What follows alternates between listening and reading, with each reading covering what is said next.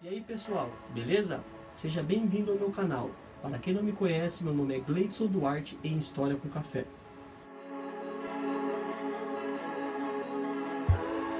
Hoje iremos falar sobre os índios brasileiros. Eu escolhi as duas maiores tribos, Guarani e Ticuna. Antes da chegada dos colonizadores portugueses aqui no Brasil, já existiam vários grupos indígenas que habitavam aqui. O transcorrer dessa história foi muito cruel com várias tribos e etnias. Passados séculos, em um longo processo de mixigenação, ainda podemos encontrar muitas tribos em vários estados brasileiros. De acordo com a última pesquisa do censo do IBGE, existem aqui, localizado no Brasil hoje, mais de 800 mil pessoas indígenas, separadas por 305 etnias que falam 274 línguas diferentes. Muitos brasileiros de hoje nasceram nesse processo de mixigenação entre índios, negros, europeus e também árabe e asiático. Hoje entraremos em contato com as nossas raízes e comprovaremos que o Brasil é muito especial pela sua diversidade. Os índios Guarani é a maior tribo que existe no Brasil. São pertencentes da família Tupi-Guarani. Vivem nas regiões sul, sudeste e centro-oeste do nosso país. Estados como Brasília, Mato Grosso do Sul, São Paulo, Paraná, Rio Grande do Sul, Rio de Janeiro, Espírito Santo, Pará, Santa Catarina e Tocantins. Somente no Brasil, segundo o censo do IBGE, existem mais de 57 mil habitantes indígenas. Também há indígena Guarani na Bolívia, Paraguai e Argentina. Cada um com seu próprio dialeto e regras, de convívio particulares, organização social e ainda a forma de praticar religião, adeptos ao culto xamânico. Ainda assim, apresentam similaridades, como o fato de viver em tecorrás, ou seja, tribos, aldeia que agregam todos os aspectos da vida social, econômica e cultural guarani. Além disso, não podemos deixar de citar os pajés, sacerdotes que realizam a mediação entre o mundo dos homens e o sobrenatural. Os índios Guarani, por tradição e cultura, são coletores e caçadores, também chamado de grande povo. Acredito que foram criados por Tupã, deus tupi do trovão, para admirar a beleza da terra. O idioma Guarani pertencente ao tronco Tupi-Guarani, dos quais derivam o conjunto de línguas dos povos indígenas que habitam no Brasil, na chegada dos colonizadores portugueses, Tupi originou da língua Tupimambá, que foi incorporado pelos colonizadores e missionários, sendo adotado como língua principal do Brasil. Hoje, índios brasileiros compartilham línguas e dialetos, e parte desse repertório foi incorporado no português, como mandioca, iguaçu, curitiba, tapioca e outros mais. Migrar, ou seja, sempre estar mudando, é natural entre os Guarani, tática aplicada para permitir a renovação do solo e garantir a sobrevivência. Após a chegada de europeus, grupos de Guarani iniciaram o processo de migração para fugir de ataques, assassinato e escravidão. Com a posse de território, não havia mais lugar para migrar, embora alguns grupos ainda persistiam. No estado do Mato Grosso do Sul, as áreas indígenas deram lugar à fazenda de pecuária, soja e cana-de-açúcar. A interrupção do processo de migração aconteceu após a Guerra do Paraguai, ocorrida entre o ano de 1864 e 1870. Ao fim da guerra, o território foi negociado para ocupação e garantia e exploração econômica. Entre os primeiros produtos explorados da região está erva mate. Em 1882, o governo brasileiro cedeu o território ocupado pelos Guarani para a implantação das lavouras de erva mate. O pedido foi feito por Thomas Laranjeiras, que fundou a Companhia Mate Laranjeira em 1874. Obrigado a deixar o território, os indígenas sofreram graves problemas de saúde. O impacto social é sentido até hoje.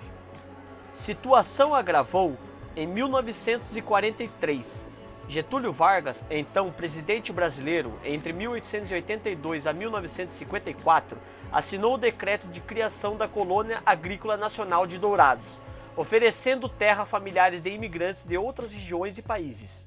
Sucessivos programas forçados de deslocamento dos Guarani. Na década de 80, o governo federal implantou o Proálcool. Tinha como meta oferta e demanda para biodiesel, para tentar controlar a crise do petróleo.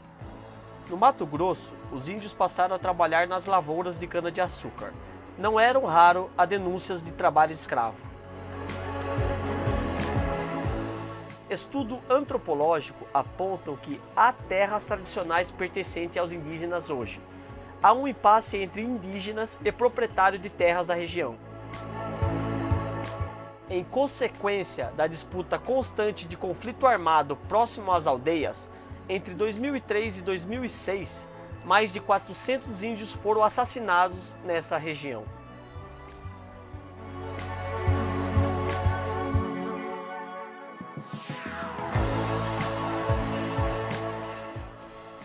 Os ticuna habitam atualmente, hoje, no trapézio amazônico, na fronteira entre Peru, Brasil e Colômbia. Formam uma sociedade em mais de 50 mil indivíduos. A maior concentração dela, atualizada pelo IBGE, no Brasil, com mais de 36 mil. O mais numeroso povo indígena da Amazônia é marcado por uma história muito violenta. Com a entrada de seringueiros, pescadores e madeireiros na região do Rio Solimões. Os ticuna têm a sua própria língua, do mesmo nome, e é classificada como uma língua tonal, ou seja, uma só palavra pode ter diferentes significados. Hoje, existem mais de 30 mil falantes entre Brasil, Colômbia e Peru. De acordo com a história relatada pelos próprios ticunas, habitavam em terra firme e as cabeceiras dos igarapés. Durante esse período, seu principal inimigo era o povo Tupi-Omoguá, que dominava boa parte da várzea e a supremacia militar em relação aos outros. A primeira referência aos ticunas, relatado ao histórico de contato com o homem branco, foi em meados do século XVII. E se encontra no livro Novo Descobrimento do Rio Amazonas, de Cristóbal de Acunha. Ele relata guerras com povos vizinhos e que eles, os ticunas, não são inferiores em poderio militar e nem em brio. Também segundo Kurt Nimuendaju, o etnólogo alemão, em 1929, fez sua primeira viagem ao Alto dos Solimões. Ele cita que os ticuna são inimigos da tribo Omoguá e são moradores à margem esquerda do rio Solimões. No final do século XVII, jesuítas espanhóis, liderados pelo padre Samuel Fritz, foi aonde deu a origem de futuras vilas e cidades da região, como São Paulo de Olicença, Fonte Boa e Tefé. Com a missão jesuíta espanhola e a posse dessa região pelos portugueses no século XVIII, espanhol e portugueses vinham disputando a hegemonia no Alto dos Solimões. Os temidos Omaguá, principal rival dos ticuna, quase foram exterminados nesse processo. No século XIX, com a exploração da borracha na Amazônia, teve uma intensa exploração do trabalho seringueiro. Na década de 1890, comerciantes vindos do Ceará se estabeleceram na região e criaram diversos seringais, utilizando a mão de obra ticuna. O controle do trabalho indígena foi realizado por meios violentos, como a caçada aos índios, a distribuição das famílias em vários seringais.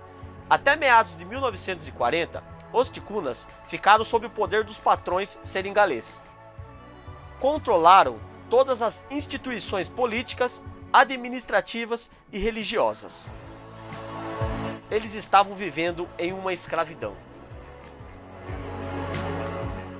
Uma situação histórica começa a mudar na década de 1960.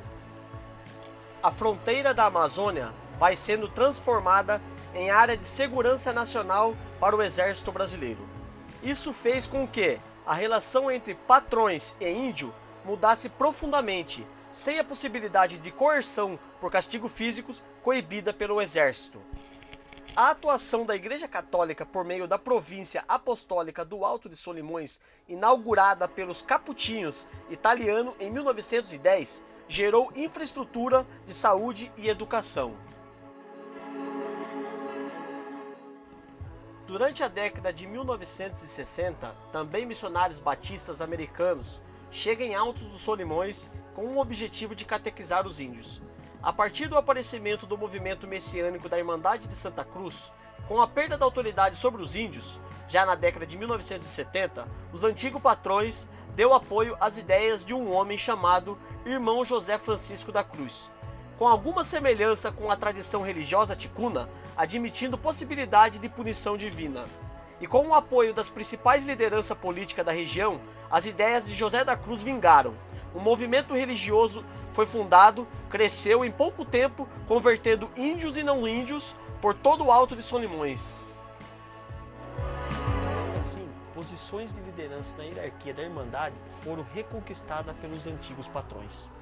Contornaram a crise de autoridade que estavam passando, instituindo uma nova legitimidade moral e religiosa para manter o controle.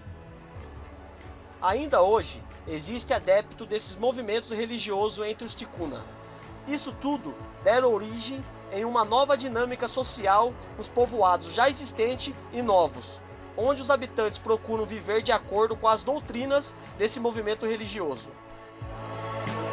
Sendo a mais importante, sem dúvida, aquela que o irmão José viveu e começou a edificar a sede da Irmandade. Seu sucessor, discípulos e fiéis continuaram a construção. Vila Alterosa de Jesus.